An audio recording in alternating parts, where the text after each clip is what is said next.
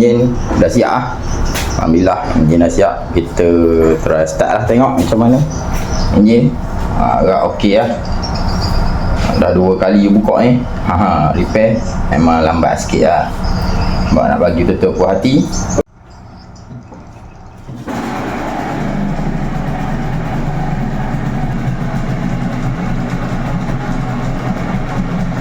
Air sejuk lah. Boleh lah. Lari suang-suang biasa lah. Ada memang ada suang-suang. Okey, ini dia. Dah siap enjin. Alhamdulillah. Tengok kilat tu. Syukur pada Allah. Sudah siap 100%. Air pun cun apa semua. Tak ada masalah. Kita dah checking cun-cun. Lepas tu baru kita packing ya. Ni dia. Dengan bubble pump. Dengan bubble ni. Rack Takut dia calar sebab bau cat. Okey, semoga puas hati ya.